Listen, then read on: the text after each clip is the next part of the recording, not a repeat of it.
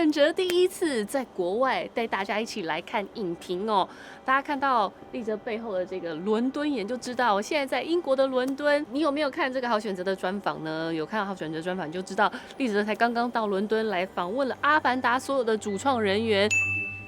嗯哼。Am I in the zoo? Yeah, yeah, All right, okay.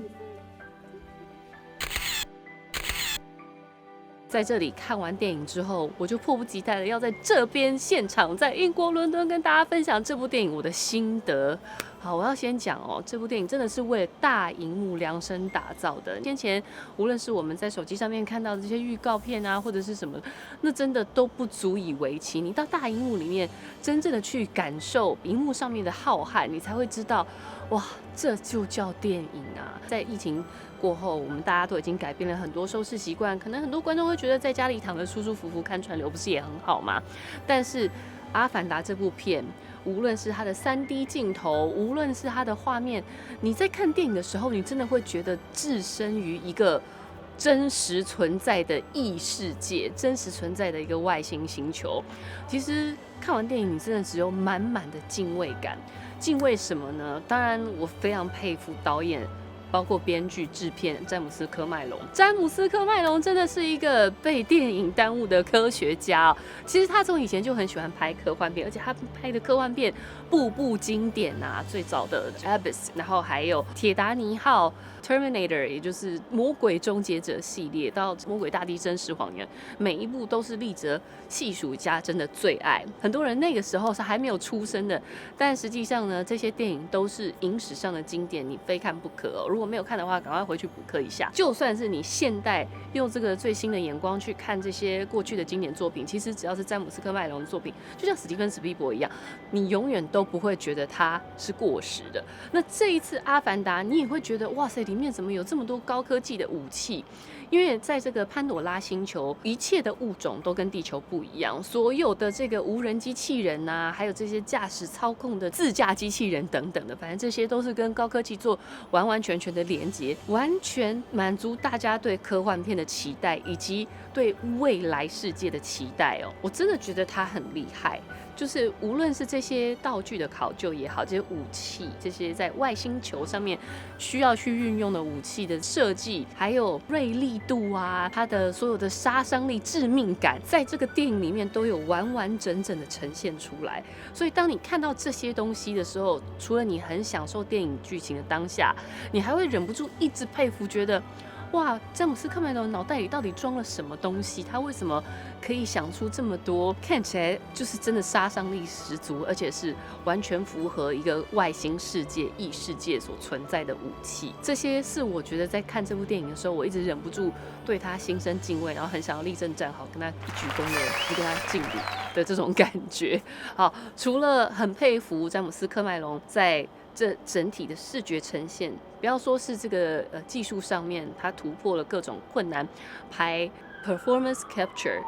以前是动态截取技术，不过现在这个比较直译的白话是你全身表演的截取技术。那动态截取技术过去是只有限制在脸上，也就是你的脸部表情虽然是由演员去演，但是实际上在这个荧幕上面呈现的身体可能是由动画去创造出来的。但是 performance capture 就是整个人的表演截取技术的话，它其实是全身，包括演员的肢体动作，都是纳入在后置里面，被在荧幕上面呈现的那个样子哦。所以我觉得光是这一点技术层面上面突破，就已经是影史上的创举。然后再加上里面科技上面的很如实的，让你真正觉得这些东西是存在于这个世界上，甚至存在于异星球上，可以运用在未来的一些实际的高科技武器，你都可以在这部电影里面看到。那当然就不要说是它故事本身也是一个非常有温度、很温暖、一个很有灵魂的故事。它其实讲述的就是家庭。当然，我觉得家庭是一个普世价值，你几乎在所有的电影，不要说是好莱坞了，全世界各地其实到处都有在讲述家庭的电影，讲述一个父亲如何，或者是母亲，讲述父母亲如何照顾他们的孩子，如何守护这个家，守护这个家族。这些都是电影常见的梗，但是当这个故事是被安排在一个外星球上面的时候，那个观影的感受又是截然不同的，因为你看到的就是一个你完全陌生的物种，但是又如此的能够抓住你的心，他们的情感、他们的生活、他们的家人、他们所经历的一切，其实这不是就是我们在这个地球上经历的一切吗？然后甚至我觉得很震撼的一幕是有关于他们在猎杀潘朵拉星球上类似鲸鱼一样的生物。那这个大型的生物其实也是在讽刺着我们在地球上面残害海洋生物的这些画面哦。这次电影的制片 John Lando 他也是这一次立喆专访到最重要的人物之一。如果你还没有看到 John Lando 的专访的话，记得赶快点击上方的链接，你就可以去看看 John Lando 专访。他其实在先前平面报道上面就有讲过，这部电影其实就是在比喻地球。潘朵拉星其实就是地球，无论是导演詹姆斯·卡麦隆还是 John Lando， 都是他们想要对地球所传达的讯息。那这件事情在这个电影，你去看电影的时候会有非常深深的感触，因为也许我们都知道，鱼油是鱼翅这些东西，它们的由来是什么？你可能听过，也许你看过报道，环保团体在反对大家去吃鱼翅，杀害这些海豹、海洋生物等等，或者因为地球暖化的关系，看到北极熊濒临灭亡，所以我觉得支持近零碳排是非常重要的一件事情。真的要阻止地球暖化，然后真的我们要一起好好的环保爱地球。在这部电影里面，我觉得最棒的地方就是你看完这部片，不需要有人在那边倡导这件事情，你就会自己觉得天啊，我真的要好好珍爱我们这个环境。然后当你看到在电影里面人类用这么残暴的手段去我讲到这个我就想哭，因为那个画面我真的觉得好揪心。虽然我知道它是假的，虽然我知道它是电影，可是我可以想象到在地球上，其实我们也是这样子去残害这些生物的。不要说是海洋生物，其实各地的生物都是。所以这些画面是让我在看这部电影的时候觉得非常震撼的，就是你透过一个异世界的眼光，透过一个虽然它不是在地球上，可是你却可以非常的真心、非常的确切的去连接到这部电影。这是我觉得这部电影带给我觉得非常神奇的地方，也就是你虽然知道它是电影，你也知道这个世界只存在在荧幕上面，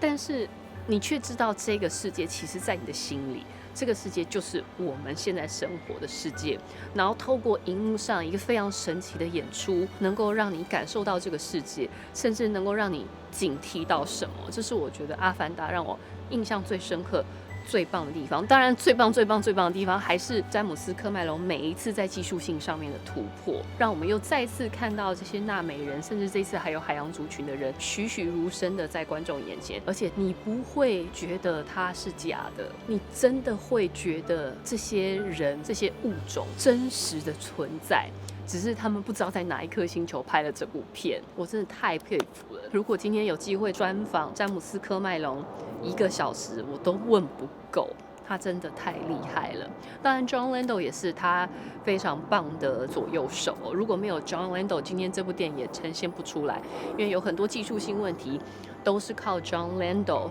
去把它实践出来的。所以这两个人真的是绝配，一路从铁达尼号到各个这种海洋系列，几乎 John Lando 就是 James Cameron 的第一把交椅，很多事情都是交代给他，今天才有这部电影的呈现。好，总之非常推荐大家看这部片。如果今天有人问立喆说，这一辈子你只能选一部电影在大荧幕上看的话，当然其实这真的对我选择障碍的我来讲是一个非常艰难的问题，但我真的会说是《阿凡达》，它带给你一个奇异的世界，里面有人类，有外星物种，有动作，有亲情，有爱情，甚至有对大地的爱。这部片真心推荐给大家。好，记得要敲下订阅键，打开小铃铛，就不会错过电影好选择跟好选择 Plus 的所有影片。现在真的是内容超级丰富的，除了影剧之外，我们还有生活跟科技都即将跟大家见面咯，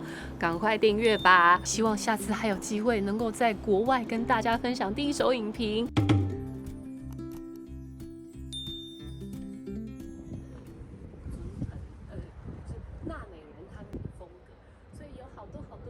无论是现场的记者啊，还是演员，他们都称赞，他们都跟我偷偷多讲了一些东西，然后也希望大家喜欢这次的访问。别忘了订阅我们的频道，打开小铃铛就不会错过任何精彩内容，随时上架。我们下回再见。